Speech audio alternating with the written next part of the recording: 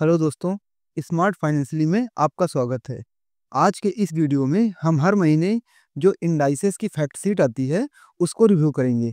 आज के इस वीडियो में हम ब्रॉडर इंडाइसेस की फैक्ट शीट जिसमें कि निफ्टी 50, निफ्टी नेक्स्ट 50 और निफ्टी 500 की फैक्ट शीट को आगे के वीडियो में रिव्यू करेंगे और ये जानेंगे किन स्टॉक्स और किन सेक्टर्स में तेजी बनने वाली है। तो आप इस वीडियो को लास्ट तक जरूर देखिए। सबसे पहले हम आज बात करते हैं इंडाइसेस की। हमने ये पहले ही बता चुका है कि मार्केट में कितने टाइप के इंडाइसेस होते हैं। आज फिर एक बार प्रॉपर बात कर लेते हैं। मार्केट में मेनली 4 टाइप के इंडाइसेस होते हैं: broader indices, sectoral indices, thematic indices, strategy indices.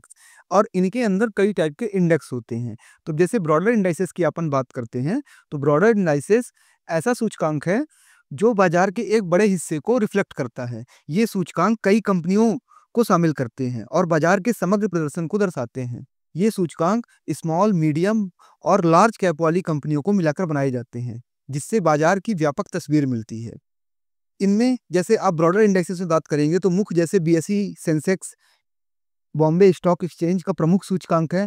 BSE में 30 कंपनियां हैं, 30 कंपनियां हैं जो स्थिर कंपनियां शामिल होती हैं और भारतीय अर्थव्यवस्था और बाजार के प्रदर्शन का प्रतिनिधित्व करता है। एक देख लीजिए निफ्टी 50 है, इसमें 50 कंपनियां आती हैं। ऐसे ही BSE mid cap, BSE small cap, NSE next 50, NSE 500, तो ये हो गए लार्ज कैप के। अब दूसरे सेक्टोरियल इंडाइसेस की मैं आपको बताता हूँ। तो ये जनरली एक सेक्टर को रिप्रेजेंट करते हैं। सेक्टर कैसे कि आईटी हो गया, फार्मा हो गया, ऑटो हो गया, ईवी हो गया, ये जनरली एक सेक्टर को रिप्रेजेंट करते हैं। फिर अपन बढ़ते हैं आगे थेमेटिक इंडाइसेस की ओर। तो थेमेटिक इंडाइसेस किसी विशेष थीम, सेक्टर या ट्रेंड पर आधारित होते हैं। ये सूचकांक उन कंपनियों को शामिल करते हैं जो किसी खास थीम से जुड़ी होती हैं। उदाहरण के लिए जैसे आप इसमें देख सकते हैं निफ्टी इंडिया कंजम्पशन इंडेक्स। यह सूचकांक उन कंपनियों को ट्रैक करता है जो भारत में उपभोग से जुड़े होते हैं, जैसे एफएमसीजी हो गया, ऑटोमोबाइल हो गया, रिटेल हो गया। इन सब की कंपनियां इसमें मार्केट कैप और परफॉर्मेंस के हिसाब से शामिल होती हैं। ऐसे ही थेमेटिक में देख लीजिए निफ्टी इंफ्रास्ट्रक्चर एक हो गया इंडेक्स।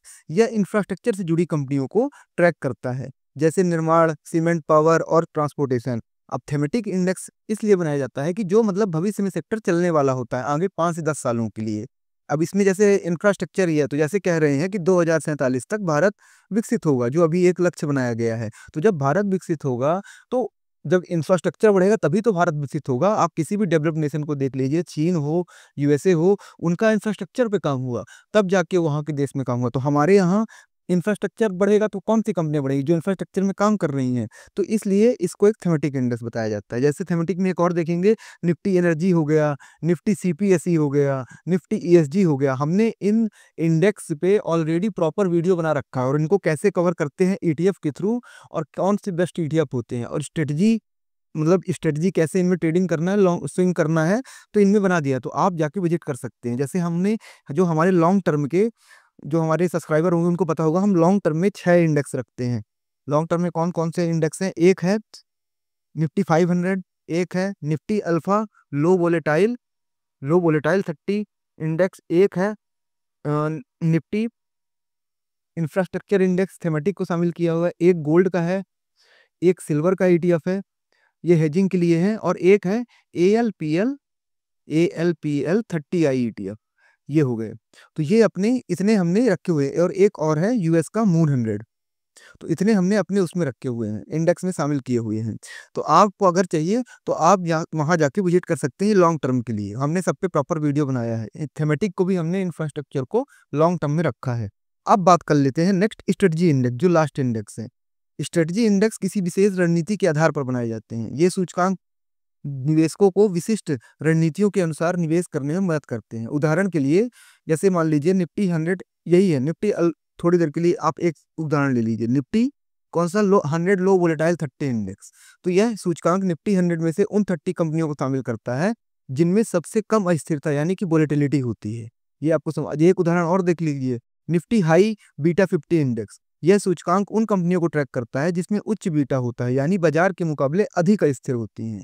ऐसे ही निफ्टी अल्फा 50 इंडेक्स, जिसको हम आज रिव्यू करने वाले हैं, नेक्स्ट वीडियो में करेंगे। अभी तो हम ब्रॉडर इंडेक्स के तीनों करेंगे, स्ट्रेटजी का हम नेक्स्ट वीडियो में करेंगे। तो निफ्टी अल्फा 50 इंडेक्स क्या है? यह सूचकांक उन कंपनियों को ट्रैक करता है जिनमें उच्च अल्फा होता है, यानी जो बाजार से बेहतर प्रदर्शन करती हैं।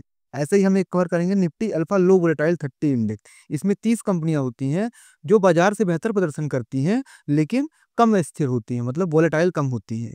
फिर एक निफ्टी 200 मोमेंटम 30 इंडेक्स है। इसमें क्या है, इसमें 200 कंपनियों में से ऐसी 30 कंपनियों को शामिल होता है जिसमें बाजार से ज्यादा मोमेंटम होता है। तो हम आज इनकी फैक्ट शीट एनालिसिस करेंगे ब्रॉडर और स्ट्रेटजी इंडेक्स को। इससे समझ में आता है कि जैसे जनवरी खत्म हो गया, अब फरवरी में किस सेक्टर में तेजी बनाई गई है। देखिए, ये एनएसई का मैनेजर हर महीने चेंज करते हैं इसको, तो वो अपने अकॉर्डिंग उनका नॉलेज सबसे हाई होता है और उसी के अकॉर्डिंग स्टॉक्स और इंडेक्स आपको टीवी में देखने को मिल जाते हैं। तो हम इसी की एनालिसिस कर रहे हैं। तो आप देखिए, अब जैसे हम पहले फैक्ट शीट की ओर बढ़ते हैं, निफ्टी 50 की फैक्ट शीट। तो देखिए, ये है, इसके पहले स्टॉक्स की बात करते हैं। तो फंडामेंटल देख लेते हैं। ये दिसंबर का है, ये जनवरी का है, ये जनवरी का है। देखिए, प्राइस टू अर्निंग रेशियो कितना है, 21.79 है, अभी कम है यहाँ पे। प्राइस टू बुक वैल्यू 3.51 है, उस समय थोड़ा वहां से थोड़ा कम है। तो ये हो गया इसके फंडामेंटल। अगर आपको फंडामेंटल जानना है कैसे शेयर्स इंडेक्स के ये कितने फंडामेंटल बुक वैल्यू कितनी होनी चाहिए, तो हमने एक प्रॉपर वीडियो बनाए हैं, आप जाके प्लेलिस्ट में देख सकते हैं ये वीडियो में, जो जिसमें बताया हूँ शेयर खरीदने की सही रणनीति, शेयर कैसे खरीदे, तो आप फंडामेंटल देख सकते हैं। तो इसमें देखिए, एचडीएफसी बैंक में हल्का सा वेटेज कम कर दिया है, पहले बढ़ाया गया था। अच्छा दोस्तों, यहाँ पे जो लिखा हुआ है ना, ये है, ये नवंबर, जब ये दिसंबर का है, नवंबर की फैक्ट शीट से कितना बढ़ा था इसमें, तो ये एग्जैक्टली नवंबर से इतना बढ़ा था। ये दिसंबर का है, ये जनवरी का है। देखिए, नवंबर में बढ़ाया था, यहाँ पे घटा दिया है। आईसीआईसीआई बैंक को बढ़ाए थे और यहाँ पे घटा दिया गया है। रिलायंस इंडस्ट्री को इस बार अच्छी खासा बढ़ा, देखिए पिछली बार बढ़ाया गया था और ये घटाया गया था, इस बार बढ़ा दिया गया है। इंफोसिस को देखिए, इंफोसिस को भी बढ़ाया गया है इस बार, पिछली बार ही बढ़ाया गया था, मतलब आईटी सेक्टर बुलिश है। भारतीय एयरटेल, अब एक प्रिडिक्शन यहाँ पे दोस्तों, यहाँ पे एक इन्फॉर्मेशन, ये सिर्फ नॉलेज पर्सपेक्टिव से बनाया जा रहा है, इसमें बाइंग और सेलिंग का कोई रिकमेंडेशन नहीं है। आप अपने फाइनेंशियल एडवाइजर से पूछ के करिएगा, हम सेबी अधिकृत नहीं है, तो ये सिर्फ नॉलेज पर्सपेक्टिव से है। अब ये भारतीय एयरटेल, इसमें देखिए कम कर दिया गया है, टाटा टीसीएस में भी कम कर दिया गया है, लार्सन एंड टुर्बो में भी वेटेज कम कर दी गई है, और आईटीसी में, सॉरी, लार्सन टुर्बो में बढ़ा दी गई है, आईटीसी में बढ़ाई गई है, जबकि पिछली बार आईटीसी में बढ़ी थी और इस बार वो कर दी गई है। स्टेट बैंक ऑफ इंडिया और एक्सिस दोनों में कम कर दी गई है। ये तो शेयर हो गए, आप यहाँ से शेयर्स भी चूज कर सकते हैं, लेकिन अब हम आगे बढ़ते हैं सेक्टर्स की ओर, जो जनरली मेन कवर करते हैं। तो सेक्टर्स में आप देखिए, 15 सेक्टर्स इस बार भी हैं, 15 सेक्टर पिछली बार भी थे। तो अब देखिए, फाइनेंशियल सर्विसेज को निफ्टी 50 में कम किया गया है 0.25%, इंफॉर्मेशन टेक्नोलॉजी को 0.09% कम किया गया है, आईटी को इसमें,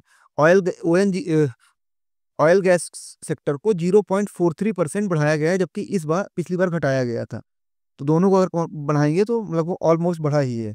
fast moving consumer goods same ही है। ऑटोमोबाइल और ऑटो कंपोनेंट्स को बढ़ाया गया है इस बार। टेली कम्युनिकेशन को बढ़ाया गया है। कंस्ट्रक्शन बराबर है, थोड़ा निगेटिव में ही। हेल्थ केयर माइनस किया गया है अच्छा खासा। मेटल माइनिंग बराबर है माइनस में। पावर बराबर है माइनस में। कंज्यूमर ड्यूरेबल 0.11% बढ़ाया गया है। कंस्ट्रक्शन मटेरियल बराबर है, थोड़ा बढ़ा के। कंज्यूमर सर्विसेज को माइनस किया गया है। कैपिटल गुड्स बराबर है, कोई चेंज नहीं। सर्विसेज को भी माइनस किया गया है। तो ये है सबसे ज्यादा, इसमें आपको क्या निकल के आया इस बार कि सबसे ज्यादा बढ़ाया गया है ऑयल गैस सेक्टर, फिर उसके बाद ऑटोमोबाइल और कंज्यूमर ड्यूरेबल और टेलीकम्युनिकेशन, बाकी फाइनेंशियल को कम किया गया है। तो ये हो गई दोस्तों निफ्टी 50 की एनालिसिस। अब आगे की ओर बढ़ते हैं, किसकी, निफ्टी नेक्स्ट 50 की, जो मतलब निफ्टी के बाद की 50 कंपनियां होती हैं। देखिए, निफ्टी 50 में वो कंपनियां शामिल होती हैं, मैं आपको इनका भी थोड़ा सा बता ही देता हूँ, थोड़ा सा आपसे छूट गया होगा। देखिए, यहाँ पे जो एक इंडेक्स की बात कर रहे थे, तो निफ्टी 50, ये इंडेक्स निफ्टी 50 मतलब जो 50 कंपनियां भारतीय शेयर बाजार की सबसे प्रमुख सूचकांक है। पहला तो इसको ये जानिए, इसमें एनएसई में सूचीबद्ध 50 सबसे बड़ी लिक्विड कंपनियां शामिल होती हैं, सबसे मार्केट कैप इनका ही होता है। यह इंडेक्स भारतीय अर्थव्यवस्था, ये वाला भारतीय अर्थव्यवस्था और बाजार के समग्र प्रदर्शन को दिखाता है। इसमें शामिल कंपनियां लार्ज कैप यानी लार्ज मार्केट कैप वाली होती हैं। इसका उदाहरण आप देख सकते हैं, Reliance, TCS, HDFC bank, Infosys आदि है। अब जब नेक्स्ट 50 की बात करेंगे, तो इस इंडेक्स में निफ्टी 50 के बाद की 50 बड़ी कंपनियों को ट्रैक करता है। इसमें निफ्टी 50 के बाद की 50 कंपनियां शामिल होती हैं। यह सूचकांक उन कंपनियों को शामिल करता है जो निफ्टी 50 में शामिल होने के करीब है, मतलब यही कंपनियां फिर निफ्टी 50 में शामिल होंगी। मार्केट कैप अगर देखेंगे तो ये कंपनियां मिड कैप से लेकर लार्ज कैप तक रहती हैं। उदाहरण बजाज फाइनेंस हो गया, इंडसइंड बैंक हो गया, अदानी पोर्ट्स हो गया, ये सब हो गई। अब निफ्टी 500 की अगर अपन बात करते हैं, तो ये एनएसई का सबसे बड़ा सूचकांक है। इसमें 500 कंपनियां सूचीबद्ध होती हैं। इस इंडेक्स में भारतीय इंडेक्स भारतीय शेयर बाजार के 90% से अधिक हिस्से को कवर करता है।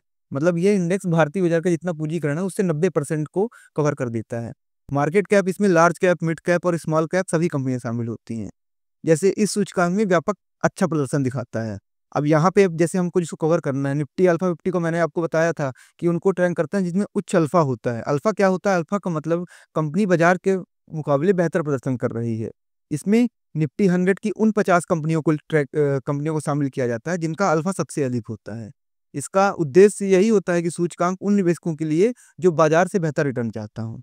लेकिन ये दोस्तों ये गिरावट में गिरता भी है। अब नेक्स्ट की ओर बढ़ते हैं, निफ्टी लो वोलेटाइल 30 इंडेक्स। यह सूचकांक उन कंपनियों को ट्रैक करता है जिनमें कम अस्थिरता होती है। ठीक है ना। इसमें निफ्टी 100 की उन 30 कंपनियों को शामिल किया जाता है जिनमें सबसे कम उतार चढ़ाव होता है। इसका उद्देश्य क्या होता है? यह सूचकांक उन निवेशकों के लिए होता है जो कम जोखिम वाले निवेश की तलाश में होते हैं। ठीक है दोस्तों। अब निफ्टी 200 मोमेंटम 30 इंडेक्स की अपन बात कर लेते हैं। तो इसमें यह सूचकांक उन कंपनियों को ट्रैक करता है जिसमें सबसे अधिक मोमेंटम होता है। मोमेंटम का मतलब क्या होता है? मोमेंटम का मतलब है कि कंपनी का शेयर मूल्य हाल में तेजी से बढ़ रहा हो। ठीक है ना।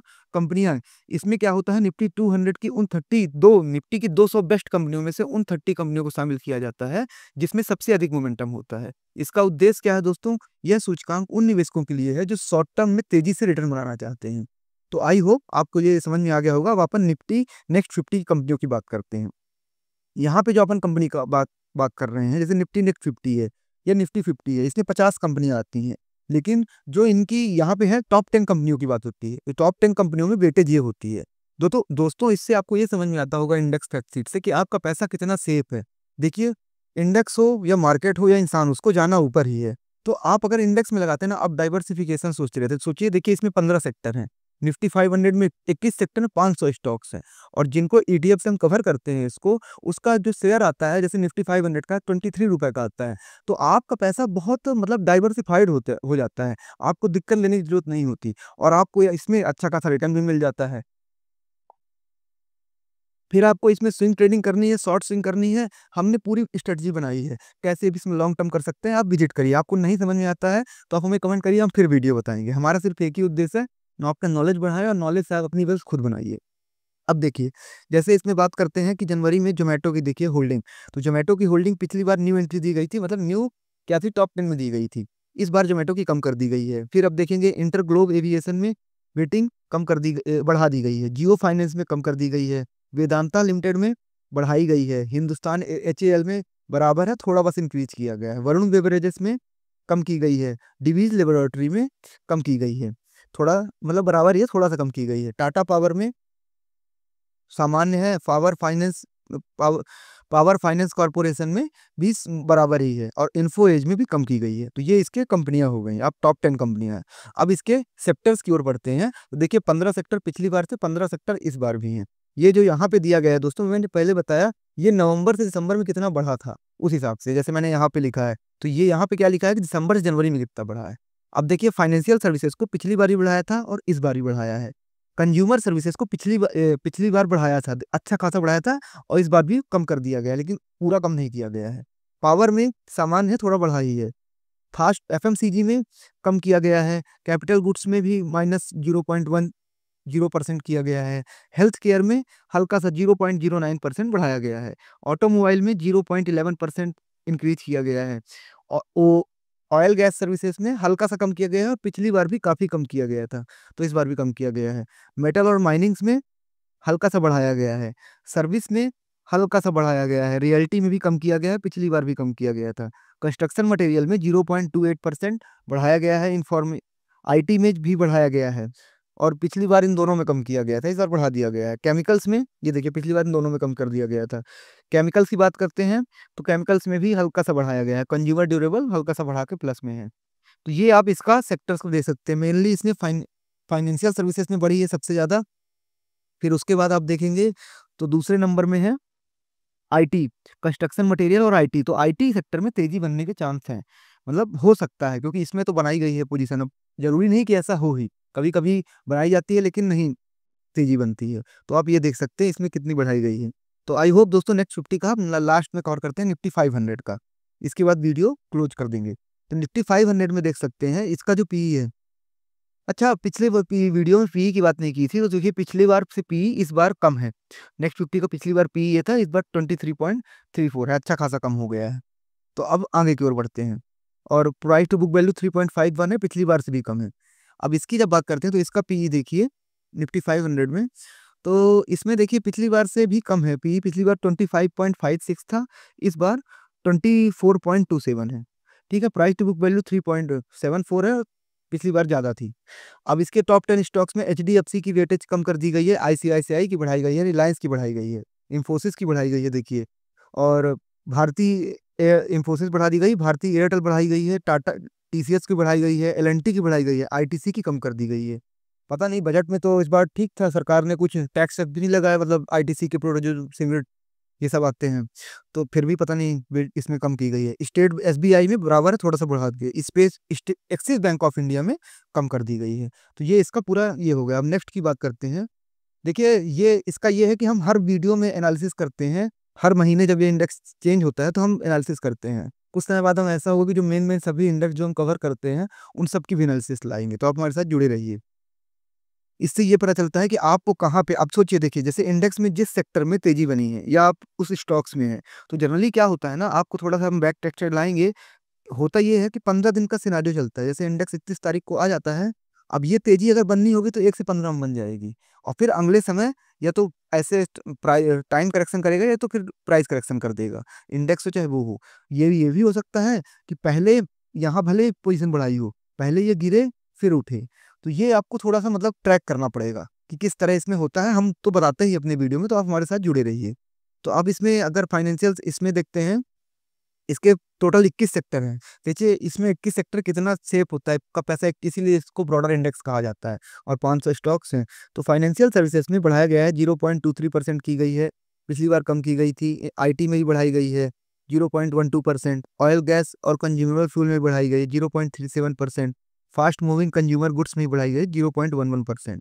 और ऑटोमोबाइल और ऑटो कंपोनेंट्स में बढ़ाई गई है। क्या है कि देखिए, जैसे सरकार ने अभी टैक्स में छूट दी है 12 लाख की, तो 12 लाख तक छूट दे दी गई। तो जो जब भी लोगों के पास पैसा बचता है ना, तो ये देखा गया है कि लोग सबसे ज़्यादा, अगर उनके पास पैसा बचेगा तो वो कौन सी चीज़ खरीदेंगे, अपनी ज़रूरत की, मतलब गाड़ी ले लेंगे, कार ले लेंगे, ये सब चीज़ें, इसलिए इनकी पोजीशन बढ़ रही है। हेल्थ केयर में कम कर दी गई 0.31%, जबकि पिछली बार बढ़ाई गई थी। कैपिटल गुड्स में कम कर दी गई 0.26%। कंज्यूमर सर्विसेज में भी कम कर दी गई है। मेटल माइनिंग में बराबर है, थोड़ा बढ़ा के पावर में भी बराबर ही है। टेली कम्युनिकेशन में बढ़ाई गई है, और कंस्ट्रक्शन में भी बराबर ही है। कंज्यूमर ड्यूरेबल में भी घटाई गई है। केमिकल्स और कंस्ट्रक्शन मटेरियल में हल्का हल्का प्लस है।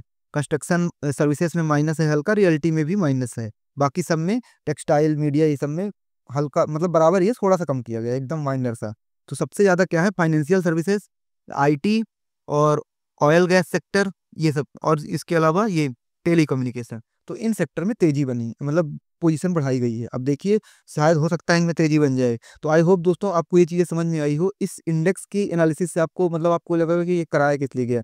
इससे ये पता चलता है कि जैसे हम 50 इंडेक्स से पूरा मार्केट कवर करते हैं, कि मार्केट के कोई सेक्टर्स, अधिकतर जो बेस्ट स्टॉक्स हैं 95% वो कवर कर लेते हैं। तो इससे ये होता है कि हमको ये पता चलता है कि हमें किस में तेजी बनाना है, किस में इंडेक्स में तेजी कम हो रही है। तो उस सेक्टर वाले इंडेक्स में हम थोड़ा अपना वो कम कर लेते हैं अमाउंट, और या तो प्रॉफिट होता है प्रॉफिट बुक करके थोड़ा सा कम कर लेते हैं। फिर जब अगले महीने तेजी बनाई जाएगी जिसमें, तो हम उसमें फिर से बढ़ा लेंगे। तो इससे हमसे सेक्टर एनालिसिस, और अगर आपको स्टॉक्स एनालिसिस, तो वो दोनों हमको पता चलता है कि किसमें मतलब जो सबसे जानकार लोग हैं वो तेजी बना रहे हैं। अब 100% तो कोई नहीं जानता है, लेकिन एक एनालिसिस है जो एनएससी हमें देता है। एनएससी के डाटा और एनएससी की साइट्स पे हमें पूरा भरोसा करना चाहिए। तो दोस्तों आपको ये चीज़ें समझ में आई हो, आपको म्यूचुअल फंड, एफडी और इंश्योरेंस, इन सब के टर्म प्लान, ये सब के बारे में आपको जानना हो, तो हमने इन सब की वीडियो बनाया है। शेयर सिलेक्शन, शेयर कैसे फंडामेंटल स्ट्रॉन्ग होते हैं, टेक्निकल एनालिसिस, पूरा मार्केट, मतलब मार्केट की डिटेल एकदम। तो आपको हर एक चीज़ पता चलेगी, आपको कैसे इन्वेस्ट करना है, लॉन्ग टर्म करना है, शॉर्ट टर्म करना है, क्या चीज़ें होती हैं, सभी चीज़ें हमने बात की। आप जाके वीडियो विजिट कर सकते हैं। तो आपको इस वीडियो में कुछ नहीं समझ में आया तो आप हमें कमेंट कर दीजिए, हम आपको उसका प्रॉपर या तो वीडियो बनाएंगे या तो आपको समझाने का प्रयास करेंगे। आई होप दोस्तों ये आपको वीडियो अच्छा लगेगा। याद रखिएगा दोस्तों, जीवन में सही सलाह या तो आपका सगा भाई देगा, या तो स्मार्ट फाइनेंशियली चैनल। तो हमसे जुड़ जाइए दोस्तों, और अगर आपको अच्छा लगा हो तो अपने जानने वालों और पहचानने वालों से भी शेयर कर सकते हैं, ताकि वेल्थ बनाए। देखिए हमारा उद्देश्य है कि दोस्तों ये भी है, क्या है, भारतीय शेयर मार्केट अभी दो 2000 से अच्छा रिटर्न दे रहा है, अच्छा खासा। और ये 2050-60 तक बहुत अच्छा रिटर्न देगा। मतलब एक ऐसा रिटर्न जो अभी तक जैसे अमेरिका दिया, चाइना दिया। कारण है क्योंकि अभी हमारा टाइम स्टार्ट हुआ है। अभी हमारा मार्केट कैपिटलाइजेशन 450 लाख करोड़ का है, जो कहते हैं कि 2030 तक 800 लाख करोड़ का हो जाएगा, और 2047 तक हम हो जाएंगे 10,000 लाख करोड़ के। अमेरिका अभी है 44,000 लाख करोड़ का, चाइना है 4,000 लाख करोड़ का। तो हमें भी यहाँ तक पहुंचना है। अब इसमें समस्या ये है कि पिछले 10 सालों में भारतीय शेयर बाजार ने दुनिया में सबसे अच्छा रिटर्न दिया और अच्छा खासा दिया, लेकिन इसका फायदा भारतीय शेयर बाजार के लोग नहीं उठा पाए। इसका फायदा कौन उठाए? भारत के अमीर लोग, और जो भी शेयर मार्केट में थे, या फिर जो भी म्यूचुअल फंड में इन्वेस्ट करके रखे। हम लोगों को, हम आम जनता को पता ही नहीं है कि वो अपनी एसआईपी के थ्रू और लमसम के थ्रू कैसे पैसा इन्वेस्ट कर सकते हैं। तो हमारा उद्देश्य सिर्फ एक ही है कि आप शेयर इसको मतलब नॉलेज लें और इन्वेस्ट करें, कहीं भी करें, शेयर्स में करें, म्यूचुअल फंड में करें और ईटीएफ में करें, जहां आपको जो सही लगता हो। लेकिन आप भारत की ग्रोथ स्टोरी में आप पैसा कमाइए, तभी आप भी इसका फायदा उठाएंगे। तो आप सबसे फायदा कैसे उठाएंगे? जब आपको नॉलेज होगा। नॉलेज कैसे? आपको निवेश से डेली पता रखना है। इससे आपको ये भी पता चलेगा, आपका नॉलेज भी बढ़ेगा। दोस्तों, आई होप आपको ये चीज़ें समझ में आई हो। हमने कई स्ट्रेटजी बनाई है कि 5,000 से आप कैसे 1.5 करोड़ 2 करोड़ तक का सफर जल्दी तय कर सकते हैं। हमने इस स्ट्रेटजी बनाई है कि 20,000 से कैसे आप 10 सालों में 20 करोड़ तक अपना पोर्टफोलियो बना सकते हैं, और 20 करोड़ आप डिविडेंड के रूप में निकाल निकाल सकते हैं। तो दोस्तों, ये सब क्या स्ट्रेटजी के थ्रू होता है? नॉलेज के थ्रू। तो अगर आपको सीखना है तो हमारे वीडियो देखिए और हमसे कमेंट करिए कि क्या-क्या आपको चाहिए, अगर कुछ नहीं समझ में आया हो। तो आई होप सो सब आपको अच्छा लगा हो। यहाँ तक सुनने के लिए धन्यवाद दोस्तों।